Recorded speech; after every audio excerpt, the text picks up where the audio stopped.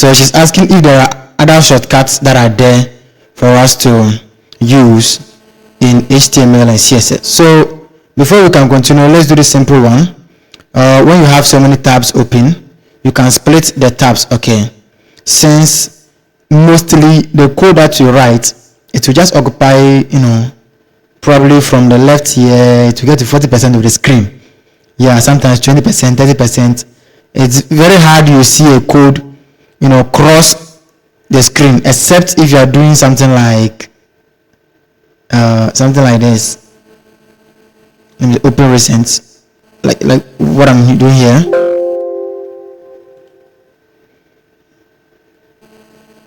Okay, things like this, where you be creating classes and then variables, and then some of the features has to extend. This is just a simple database setup. So if you're not doing anything like that, there is no need for you to have the screen lying down for nothing. So let's go back to our website, WT. Where is it? So when you have something like this, you have your HTML, your CSS. Just right click on the second on the second tab. These are tabs, okay? Right click on the second, left click on the second tab, right click on it, and then choose the split right option. Choose the split right option. Then we can close the CSS from here. So over here at the left side we can be having the HTML, and the right hand side we have the CSS, so that you can see your HTML, you can see your CSS. HTML mostly, if it's too long, just use the horizontal slide bar to move things. You can use the scroll bar to scroll, or the vertical scroll bar to do the scrolling. The same way for the what this, if the CSS they don't even give you horizontal scroll, but they know that the thing itself is not even that large, or it's not that long here. So let us see some of the shortcuts from here. And also the last time we had some images. Okay, these are some images. What images like this? Oh, come on, it's a picture. No problem. Probably something has happened there. Okay, so let's close this down. Okay, now I think we're answering Folash's question. Okay, we're answering Folash's question about the shortcuts to some of the HTML. Okay, so we all know about when you press on the dot key and you type, let's say coding, CODING, it will create a div. CODING, it will create a div.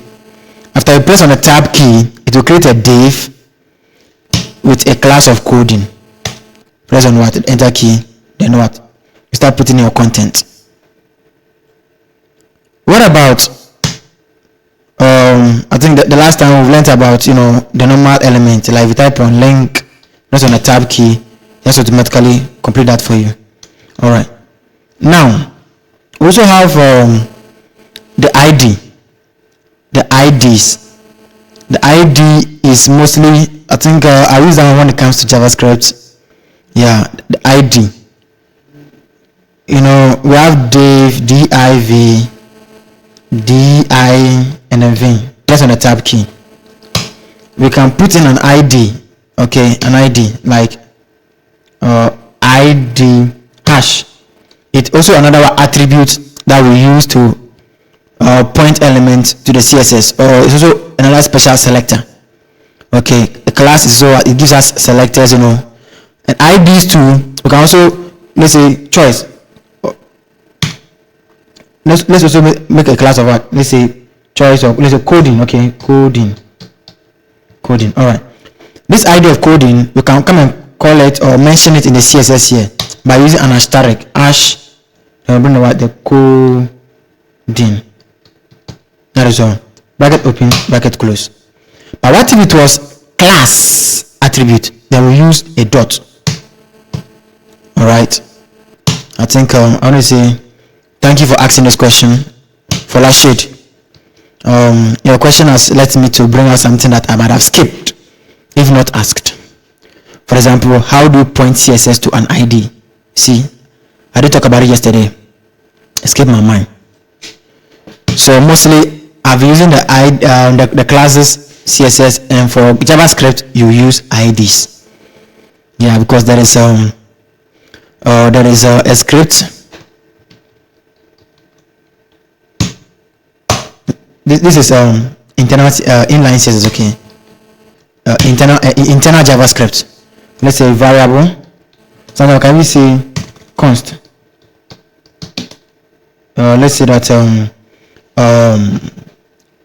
is a nav, or even can you call can you even give any variable of our choice item? It's called to what? Document dot get element,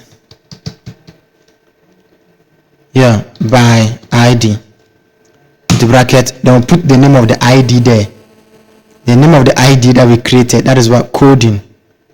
So we say in quote coding. Before now come down and say div function. Then we'll now put in our code. Yeah, we'll now put in a block of code. So we'll now come down to be like if now put it in conditions. If this particular item, this item, if item is being clicked, so if item dot display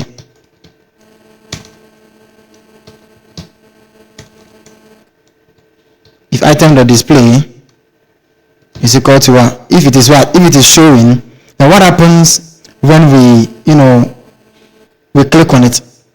We use IDs with JavaScript. That is all I want to illustrate to you here. Alright. So I don't want to take you too far. If I jump into JavaScript, you'll be like, what am I talking about? What am I doing here? So let us keep it slow. So to create an ID, a shortcut div with an ID, then we say that we can just type div, then hash, and the name of what? The ID. Okay, we can just say frontend. That's on top. Or someone is asking, what about if you do hash and then say frontend? No. So that it also works. Alright, it also works. So instead of saying dot frontend, we say dot frontend for a class. The same way we also say hash frontend for an ID to be created inside a div. Okay. What about what we learned the last time? The UL. The UL. Let me bring this one here. The UL. The list. We learned something about another list. That we create a list, and then again we create another list. We create a list. But how do we create another list of so many times of our choice like that, so that we don't have to do it manually? Now we say that UL greater than LI, because we want inside an ordered list, we want to what? To have a list items inside it. But how many of them? We want 10 of them. Press on the tab key, and that will give us an ordered list with the list items, 10 of them. Let's do it again. UL greater than list items. Hashtag, that means multiply this list items 9 times. Press on the tab key to create a UL. Put li inside it. How many times? 9 times. And I believe anyone can do this, right? UL want what? So it's greater than. That means it should lead to list items. How many of them? 100 of them. 100. Put on tab. And I'm telling you, you'll count and not finish. 100 of them will be made for you. Control plus Z to avoid that. What about